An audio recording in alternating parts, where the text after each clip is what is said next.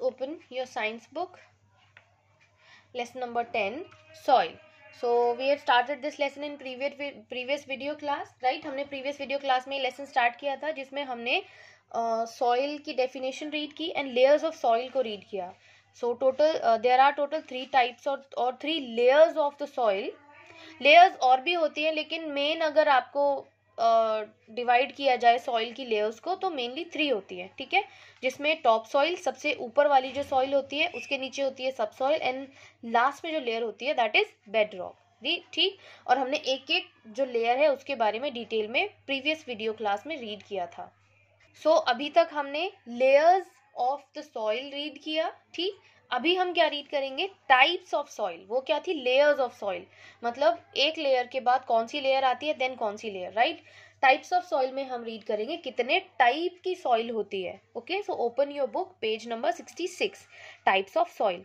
We can classify soil into 3 types depending on the size and colour of the soil particles. हम soil को 3 types में divide कर सकते हैं और क्लासीफाई कर सकते हैं.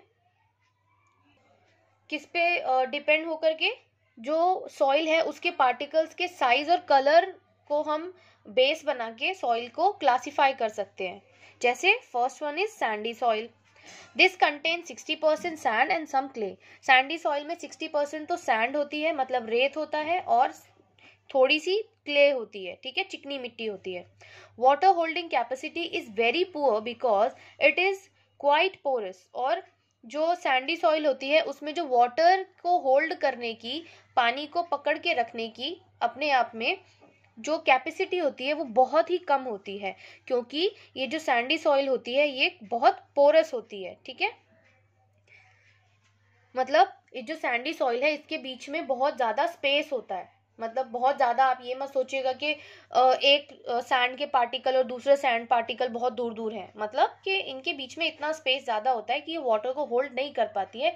जो वाटर है वो उनसे पास होके निकल जाता है, ठीक है, तो वाटर होल्ड नहीं कर सकती या बहुत कम कैपेसिटी होती है. Amount of air present in this soil is maximum. और क्योंकि ये पोरस होती है इसलिए इस जो सॉइल होती है इसमें एयर की जो प्रेजेंस होती है वो ज़्यादा होती है एज कम्पेयर टू वाटर, ठीक है. वाटर होल्डिंग कैपेसिटी कम होती है और उतनी ही ज़्यादा एयर इसमें प्रेजेंट होती है. Sandy soil is not suitable for the growth of plants. Watermelons and coconut trees grow in the Sandy soil. अब क्योंकि वाटर होल्डिंग कैपेसिटी कम होती है और आपको पता है कि प्लांट्स एंड ट्रीज को ग्रो करने के लिए वाटर की नीड होती है, सो यहाँ पर जहाँ पर सैंडी सॉइल होती है वहाँ पर जो प्लांट्स हैं वो इजीली ग्रो नहीं कर पाते हैं. लेकिन ऐसी जगह पर कौन से टाइप की ट्रीज ग्रो कर सकती है? Watermelon and coconut trees. Next is clayey soil, यानी चिकनी मिट्टी. It consist of very fine particles of clay. Clayey जो सॉइल होती है उसमें बहुत फाइन पार्टिकल्स होते हैं क्ले के. It's water holding capacity is very good. आपको पता है क्ले में वाटर होल्डिंग कैपेसिटी कितनी ज़्यादा होती है. The particles of the soil are very fine. जो पार्टिकल होते हैं सॉइल के वो बहुत ही फाइन होते हैं, बहुत ज़्यादा छोटे होते हैं. It contains very little air. और क्लेई सॉइल में एयर बहुत कम होती है. The roots of plants do not get enough air and space, so it is not good for plants. अब क्योंकि जो रूट्स होती है प्लांट्स की उन्हें इनफ एयर एंड स्पेस की भी ज़रूरत होती है फैलने के लिए और ग्रो करने के लिए. सो क्लेई सॉइल भी प्लांट्स के ग्रो करने के लिए अच्छी नहीं होती है. देखो सैंडी सॉइल में क्या होता है, एयर ज़्यादा होती है, वाटर होल्डिंग कैपेसिटी कम होती है, तो यहाँ पर भी प्लांट्स ग्रो ठीक से नहीं हो पाते. क्लेई सॉइल में ऑपोजिट है, इसमें एयर ज़्यादा नहीं होती है, वो वाटर होल्डिंग कैपेसिटी ज़्यादा होती है, तो यहाँ भी जो प्लांट्स के ग्रो करने के लिए अच्छी सॉइल नहीं होती है. Clayey soil is use to make pots and toys. और इसीलिए क्लेई सॉइल को किस चीज़ के लिए यूज़ किया जाता है? पॉट्स बनाने के लिए एंड टॉयज बनाने के लिए. Next is loamy soil. This type of soil is a maximum mixture of sand and clay. जो ये थर्ड टाइप की सॉइल होती है ये किसका मिक्सचर होती है? सैंड एंड क्ले का. देखो सैंडी सॉइल में ओनली सैंड होता है, इसीलिए वो ठीक नहीं होती क्योंकि उसमें एयर ज़्यादा होती है. क्लेई सॉइल में एयर नहीं होती, वाटर ज़्यादा होता है। लेकिन जो थर्ड आपकी लोमी सॉइल है, इसमें दोनों का मिक्सचर होता है, ठीक है, दोनों मिक्स होती है। इट कंटेन्स ह्यूमस, और इसमें क्या होता है, इसमें ह्यूमस होता है। ह्यूमस हमें पता है, जो डेड रिमेन्स होते हैं प्लांट्स एंड एनिमल्स के, वो जब मिट्टी में मिल जाते हैं तो उससे ह्यूमस बनाते हैं, जो कि सॉइल को और ज़्यादा फर्टाइल बनाते हैं। It is good for plants, और ये प्लांट्स के लिए बहुत अच्छी होती है ह्यूमस भी। और क्योंकि ये सैंड एंड क्ले का मिक्सचर होता है तो वाटर भी मिलता है और सफिशिएंट एयर भी मिलती है, एंड ह्यूमस तो होता ही है इस सॉइल में, तो ये प्लांट्स को ग्रो करने के लिए बहुत अच्छी होती है। Its water holding capacity is medium and just right for plants to grow, और इस सॉइल की जो वाटर होल्डिंग कैपेसिटी है वो मीडियम होती है, जो कि प्लांट्स को ग्रो करने के लिए अच्छी होती है। It also contain sufficient air for the roots to breathe, और इसमें जो प्लांट्स एंड ट्रीज हैं उनके रूट्स यानी जड़ों को ब्रीद करने के लिए सफिशिएंट एयर भी होती है, ठीक है। तो इसीलिए भी जो लाउमी सॉइल है वो अच्छी होती है प्लांट्स को ग्रो करने के लिए। आपकी बुक में एक एक्टिविटी दी हुई है जो आप आपके घर पर ही कर सकते हैं। सॉइल के टाइप्स को आइडेंटिफाई करने के लिए या सॉइल के बारे में और अच्छे से जानने के लिए आप क्या कर सकते हैं, टेक 3 सैंपल्स ऑफ सॉइल। आप 3 सैंपल्स लीजिए सॉइल के। 1 फ्रॉम अ रिवर बैंक, एक तो आप रिवर बैंक से लीजिए, मतलब आसपास कहीं रिवर हो उसके पास की मिट्टी लीजिए। 1 फ्रॉम अ गार्डन, एक लीजिए सैंपल गार्डन में से, and another sample from road side, और एक सैंपल लीजिए रोड साइड से। अब आप रोड पर खुद से मत लेने चले जाइएगा, अगर आपको ये एक्टिविटी करनी है तो आप किसी बड़े की हेल्प ले सकते हैं, ठीक। Allow the soil to settle at after stirring it, आप स्टर कीजिए सॉइल को और फिर क्या कीजिए, सेट होने के लिए उसको टाइम दीजिए। व्हाट डू यू ऑब्जर्व, आप क्या ऑब्जर्व करेंगे, heavy particles of the soil sink to the bottom, lighter particles would settle above the heavy particles and humus will be seen on the surface of the water। आप क्या देखेंगे, जब आप ये तीनों अलग अलग तरह की जो सॉइल है उनको अलग अलग आप घोल कर देखिए, पानी में स्टर करके देखिए और फिर थोड़ी देर छोड़ दीजिए, तो आप क्या देखेंगे, जो हैवी पार्टिकल्स होंगे सॉइल के वो तो नीचे सेटल हो जाएंगे बॉटम में ग्लास के, और जो उससे थोड़े लाइटर पार्टिकल्स होंगे वो बॉटम से थोड़ा ऊपर फ्लोट करेंगे, नॉट फ्लोट बट पानी में ही आपको मिक्स होते हुए दिख जाएंगे, ठीक। और जो ह्यूमस होगी वो बहुत लाइट होती है तो वो आपको ऊपर फ्लोट होती हुई दिख जाएगी, ठीक। तो इस तरह से आप देख सकते हैं कि एक सॉइल में कितने टाइप के पार्टिकल्स होते हैं और कौन से हैवी होते हैं कौन से लाइट होते हैं। Now life in the soil, अब सॉइल के अंदर लाइफ मतलब सॉइल के अंदर भी क्या होते हैं, वर्म्स होते हैं, ठीक है, कीड़े मकोड़े होते हैं, ठीक। तो वो भी तो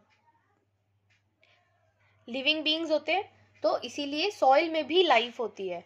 When we look soil in a garden, it seem lifeless। अगर हम अपने गार्डन की सॉइल को देखते हैं तो हमें क्या लगेगा कि ये लाइफलेस है, इसमें कोई लाइफ नहीं है। But if we examine it closely, we find many types of plants and animals living in the soil। अगर हम उस गार्डन की सॉइल को ध्यान से ऑब्जर्व करेंगे, अच्छे से देखेंगे, तो हमें क्या दिखेगा, हम उसमें देखेंगे कि इसमें बहुत अलग अलग तरह के प्लांट्स भी हैं और अलग अलग तरह के एनिमल्स भी रहते हैं सॉइल में। Many microscopic organisms also live in the soil। बहुत माइक्रोस्कोपिक ऑर्गेनिजम्स मतलब जो इतने छोटे कीड़े आप कह लीजिए या इतने छोटे ऑर्गेनिजम्स जो आप अपनी आईज से नहीं देख सकते, उनको आप माइक्रोस्कोप से क्लियर देख पाएंगे। तो ऐसे भी ऑर्गेनिजम्स होते हैं जो सॉइल में जिंदा होते हैं, ठीक है, जिनको आप देख नहीं पाते हैं। कुछ होते हैं छोटे जो आपको दिख जाते हैं लेकिन कुछ नहीं भी दिखते, लेकिन सॉइल में भी लाइफ होती है। और प्लांट भी क्या है, ग्रो करते हैं, यानी उनमें भी लाइफ है, एनिमल्स में भी लाइफ है और माइक्रोस्कोपिक ऑर्गेनिजम्स में भी लाइफ है। ये सभी क्या है, सॉइल में रह रहे हैं, ठीक है, तो लाइफ है सॉइल में भी। Amongst the animals living in the soil are insects like ants, crickets, grasshopper, centipedes, millipedes, earthworms, etc। ठीक है, जैसे आपको क्या क्या दिख जाएगा सॉइल में, लाइफ क्या क्या होगी, आपको उसमें चींटियां दिख जाएंगी, एंट्स मतलब चींटियां आपको दिख जाएगी, क्रिकेट्स दिख जाएंगे यानी टिड्डे आपको दिख जाएंगे, ग्रास हॉपर मतलब भी टिड्डे होता है, और भी बहुत सारे आपको ऐसे वर्म्स दिख जाएंगे सॉइल में, जिससे हम कह सकते हैं कि सॉइल में भी लाइफ होती है। ठीक, bigger animals like rats, moles and rabbits also make their homes in the soil. ये तो थे छोटे जो वर्म्स होते हैं सॉइल में रहते हैं वो, या छोटे जो इंसेक्ट होते हैं, ठीक, यानी कीड़े मकोड़े, इंसेक्ट मतलब कीड़े। इसके अलावा कुछ बड़े एनिमल्स भी होते हैं जो सॉइल में अपना घर बनाते हैं, जैसे कि आपके रैट्स, मोल्स एंड रैबिट्स। ये क्या करते हैं, सॉइल में ही अपना घर बनाकर उसमें रहते हैं। दे डिग ब्यूरोज और holes in the soil to live in. क्या करते हैं वो, इन सॉइल में क्या करते हैं, बहुत गड्ढे बनाते हैं गहरे, और उसके अंदर छिप करके रहते हैं। सो इस तरह से हम कह सकते हैं कि सॉइल में लाइफ होती है। टाइनी इंसेक्ट्स से लेकर के बिगर एनिमल्स तक सभी सॉइल में रहते हैं। सो लाइफ सॉइल में है। क्लियर? जैसे आपकी बुक में पिक्चर दी हुई है एंट, एंड ये आपका जो अर्थ वर्म है, रैट है, राइट, ये ग्रास हॉपर है। तो इस तरह के जो एनिमल्स हैं वो सॉइल में रहते हैं। Now earthworm, the farmers friend. Earthworm क्या होता है, फार्मर का फ्रेंड होता है। अब फार्मर का फ्रेंड अर्थवर्म कैसे होता है, let's read it. Earthworms help to turn the soil, that is they help in mixing the soil. Earthworm क्या करते हैं, सॉइल को टर्न करने में हेल्प करते हैं और मिक्स करने में हेल्प करते हैं। ठीक, जब वो सॉइल को टर्न करने में हेल्प करते हैं तो उससे सॉइल मिक्स हो जाती है। ठीक, the waste of worms make a good fertiliser. और जो अर्थवर्म होते हैं उनका जो वेस्ट होता है वो बहुत अच्छा फर्टिलाइजर भी होता है। As they move up and down in the soil they make channels for air and water to pass. और जब ये अर्थवर्म सॉइल में अप एंड डाउन करते हैं तो वो क्या बनाते हैं, चैनल्स बनाते हैं, रास्ते बनाते हैं एयर एंड वाटर को पास होने के लिए। Having earthworms around in your garden is a real good sign that you have a healthy soil. अगर आपके गार्डन में आसपास अर्थवर्म आपको दिख रहे हैं तो इसका मतलब आपकी सॉइल बहुत हेल्दी है। तो अर्थवर्म के जो वेस्ट है उससे गुड फर्टिलाइजर बनता है, और ये सैंड को मिक्स करने में हेल्प करते हैं, एयर एंड वाटर के लिए चैनल्स बनाते हैं। सो इसीलिए इन्हीं रीजंस की वजह से अर्थवर्म को फार्मर का फ्रेंड कहा जाता है, राइट?